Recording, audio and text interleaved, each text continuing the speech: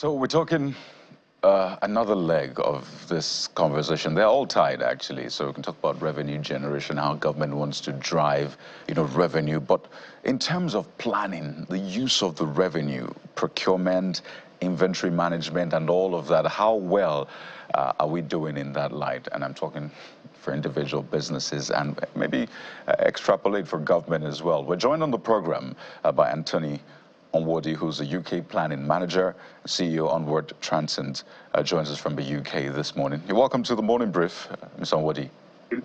Good morning, and thank you for having me. Is it true that we're not the very best planners in this part of the world? Well, we've got very intelligent people who have the capability to use the resources available to us to execute our plans, in a very intelligible way.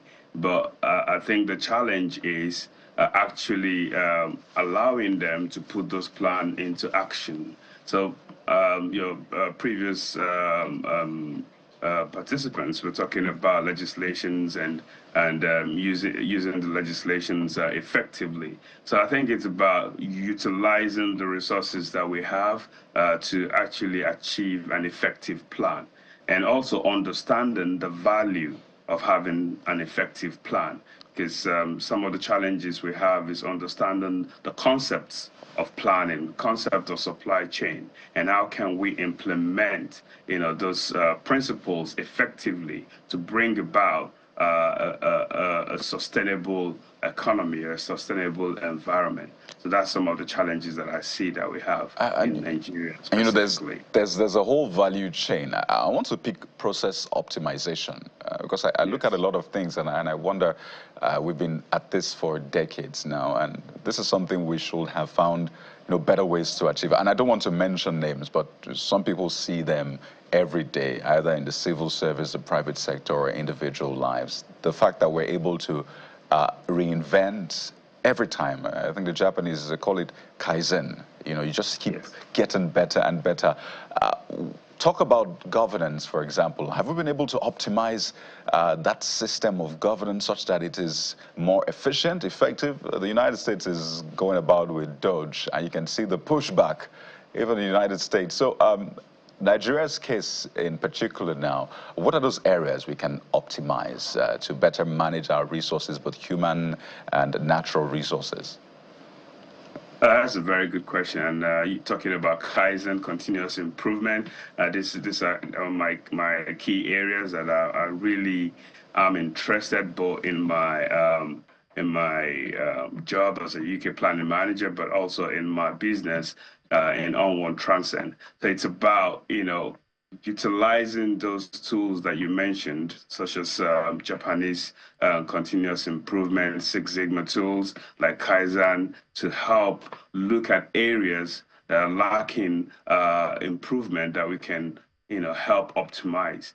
And the challenge, I believe, that we have in Africa is awareness, understanding, and also the interest to apply some of these techniques. Because when you don't understand the value and the output that you get from applying a continuous improvement methodology or technology, you wouldn't have that interest to apply it. For instance, if you look at the history of technological development in the Western world. Let's use automobile, for example. Imagine the first automobile that was made and how they've managed to evolve over time to have, efficient, cost-effective, safe vehicles driving on the road. That is a massive change over time. And what has brought about this change is continually looking for opportunities to improve the current system to make it better. And that can be applied in every sector in the supply chain and the value chain. So we're looking at, you mentioned Dodge, you mentioned what's happening in the United States. Elon Musk was working with the US president to look at optimizing the government sector.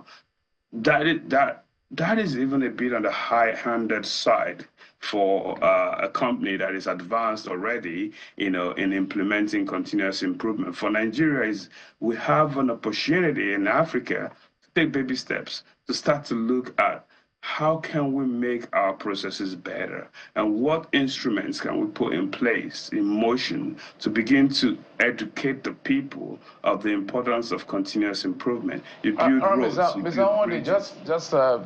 just in addition to your thoughts, if we Yes. want to bring it home as much as possible for a proper general sense of reference for everyone, so let's talk about Yes. the procurement process in itself. I know you've talked about process optimization, which we're trying to land on that. Yes. There are two leakages in the system. In fact, the places where we see most corruption from what we've seen in Nigeria by analysts and by everybody who cares to look at how money moves and how money works is when it comes to procurement in terms of inflated amounts, when it comes to the budgets as well.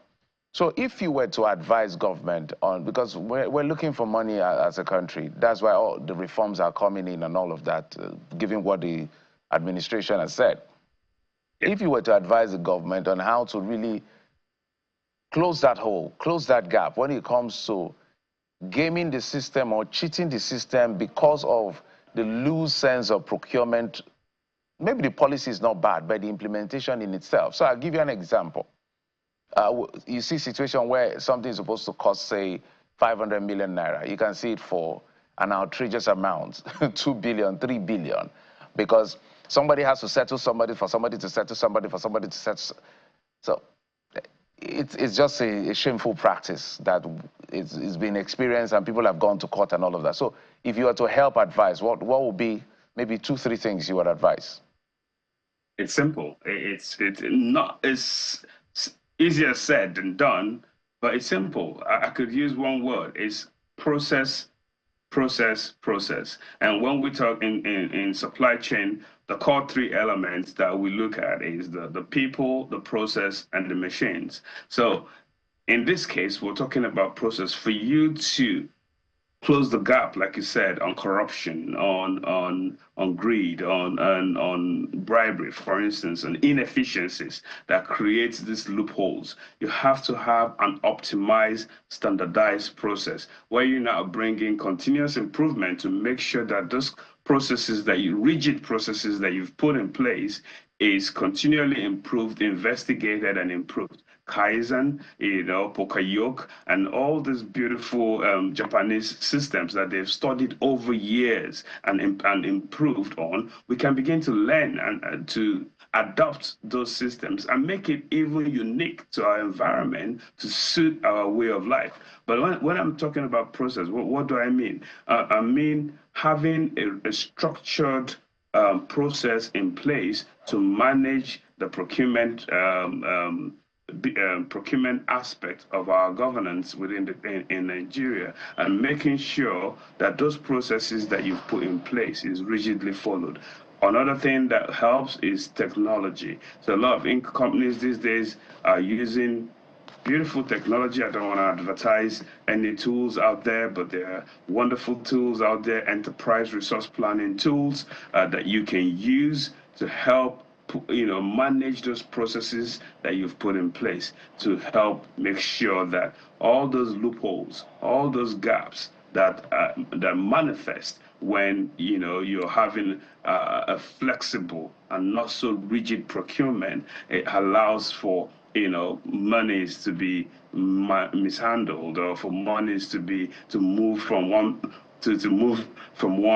one hand to the other hand without proper investigation and visibility. A proper, good, standardized, rigid process put in place will help close that gap, but now supported with continuous improvement to make sure that we keep improving those processes using the right technology, optimization, and then collaboration as well. All right. No man is an island. But there is an increasing, observation, particularly by supply chain experts in Nigeria that the adoption of some of these things that you have talked about, technology, artificial intelligence, have helped improve industrial processes and perhaps, the administrative efficiency of other types of business components back here in Nigeria, particularly in the last year or two. Are your observations to that effect about Nigeria? And if not, what are the other things that you think Nigeria should adopt in terms of the other important elements required for supply chain efficiency, i.e. infrastructure, to ensure greater results in that economic value chain? That's a good one. Yes, it is true that we are adopting, in recent times, we're beginning to adopt modern technology, AI, to help us improve our supply chain and value chain processes. But one thing that is key to know is the rate of adoption and how widespread is this adoption. Is one sector is using it, but are we encouraging all the other sectors to know that this is the best approach, and this is the most effective way of doing things? Then you mentioned what else can we do?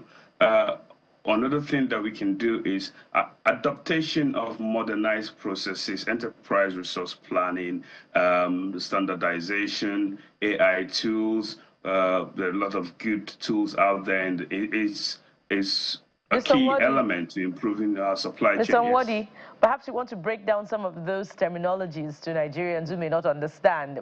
Particularly, what do you mean by enterprise resource planning? So enterprise resource planning, it's talking about end-to-end supply chain management, and you're looking at all the various elements that is within the supply chain process. You're talking about HR, you're talking about manufacturing, you're talking about the people management, you're talking about machine equipment management, you're talking about managing of logistics aspect. It's what we call in supply chain cradle to grave. So that is from the extraction of the raw material from the ground to the processing and manufacturing of this material. And in more recent time, we know with global warming, we're talking more about sustainability. So we're also talking about how you manage the disposal of these materials, of this finished product, especially when it's products that are slightly harmful to the environment. So that is cradle to grave, and that is it encompasses enterprise resource planning, and encompasses the whole process of supply chain management, including the people aspect as well. So there are enterprise resource planning, wonderful enterprise resource planning tools out there. SAP is one, Oracle has its own tool, Microsoft Dynamics, and there are several other tools out there, Kinexes, that can be used to optimize supply chain. But coming back to your question, one other key element is collaboration.